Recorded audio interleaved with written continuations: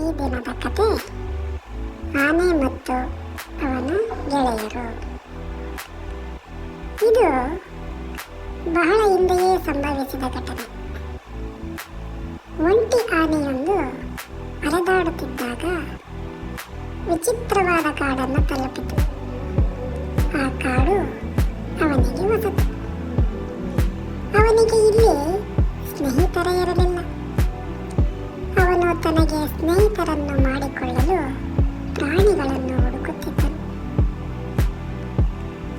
ಅವನು ಮೊದಲು ಕೋತಿಯ ಬಳಿಗೆ ಬಂದು, ನಮಸ್ಕಾರ ಕೋತಿ ಸಹೋದರ, ನೀವು ನನ್ನ ಸ್ನೇಹಿತರಾಗಲು ಬಯಸುವಿರಾ ಎಂದು ಕೇಳಿತು. ಕೋತಿ ಹೇಳಿತು, ನೀನು ತುಂಬಾ ದೊಡ್ಡವನಾಗಿದ್ದರಿಂದ ನನ್ನಂತೆ ಹಾರಾಟ ಮಾಡಲು ಸಾಧ್ಯವಿಲ್ಲ. ಹಾಗಾಗಿ ನಾನು ನಿಮ್ಮ ಸ್ನೇಹಿತನಾಗಲು ಸಾಧ್ಯವಿಲ್ಲ ಎಂದು ನಿರಾಕರಿಸಿತು. ಇದಾದ ನಂತರ ಆನೆ ಮೊಲದ ಬಳಿಗೆ ಹೋಗಿ ಅದೇ ಪ್ರಶ್ನೆಯನ್ನು ಪುನರಾವರ್ತಿಸಿತು. ಮೊಲವು ಹೇಳಿತು, ನನ್ನ ರಂಧ್ರವನ್ನು ಪ್ರವೇಶಿಸಲು ನೀವು ತುಂಬಾ ದೊಡ್ಡವರು. ಹಾಗಾಗಿ ನಾನು ನಿಮ್ಮ ಸ್ನೇಹಿತನಾಗಲು ಸಾಧ್ಯವಿಲ್ಲ ಎಂದಿತು.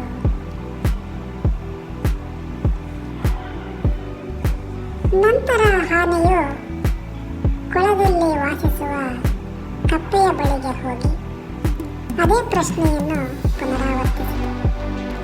ಕಪ್ಪೆ ಉತ್ತರಿಸಿತು, ನನ್ನಷ್ಟು ಎತ್ತರಕ್ಕೆ ಜಿಗಿಯಲು ನೀವು ತುಂಬಾ ಭಾರವಾಗಿದ್ದೀರಿ.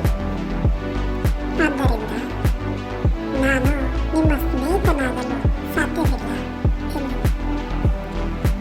ಈ ಮೂವರ ಮಾತುಕತೆಯಿಂದ ಆನೆಗೆ ನಿಜಕ್ಕೂ ಬೇಸರವಾಯಿತು.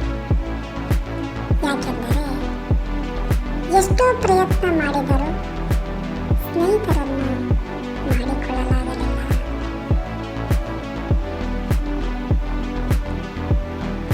ಹೀಗಿರುವಾಗ ಒಂದು ದಿನ ಕಾಡಿನಲ್ಲಿ ಪ್ರಾಣಿಗಳೆಲ್ಲ ಅಲ್ಲಿ ಇಲ್ಲಿ ಓಡಾಡುತ್ತಿರುವುದನ್ನು ಕಂಡು ಆನೆಯು ಓಡುತ್ತಿರುವ ಕರಡಿಯನ್ನು ಕೇಳಿತು,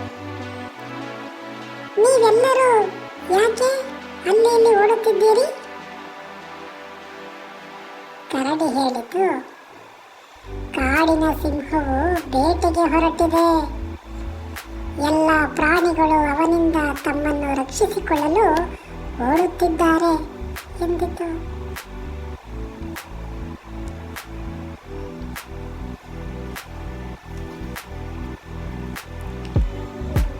ಕರಡಿಯ ಮಾತನ್ನು ಕೇಳಿದ ಆನೆಯು ಸಿಂಹದ ಬಳಿಗೆ ಹೋಗಿ, ದಯವಿಟ್ಟು ಈ ಮುಗ್ಧರನ್ನು ನೋಯಿಸಬೇಡಿ, ದಯವಿಟ್ಟು ಅವರನ್ನು ಬಿಟ್ಟು ಬಿಡಿ ಎಂದಿತು. ಸಿಂಹವು ಅವನನ್ನು ಗೇಲಿ ಮಾಡಿ ಆನೆಯನ್ನು ಪಕ್ಕಕ್ಕೆ ಸರಿಯುವಂತೆ ಹೇಳಿತು. ಆಗ ಆನೆಯು ಕೋಪಗೊಂಡು ಸಿಂಹವನ್ನು ತನ್ನೆಲ್ಲ ಶಕ್ತಿಯಿಂದ ತಳ್ಳಿತು. ಇದರಿಂದಾಗಿ ಸಿಂಹವು ಗಾಯಗೊಂಡು ಅಲ್ಲಿಂದ ಓಡಿ ಹೋಯಿತು.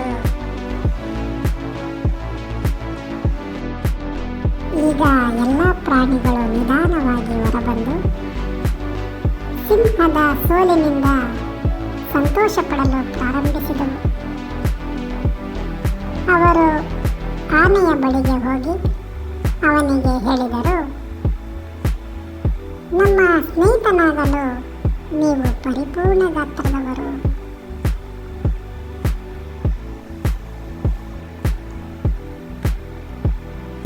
ಪ್ರಾಣಿಗಳ ಮಾತುಗಳನ್ನು ಕೇಳಿದ ಆನೆ ಮುಗುಳ್ನಕ್ಕು ತನ್ನ ಹೊಸ ಗೆಳೆಯರೊಂದಿಗೆ ಆಟವಾಡತೊಡಗಿತು.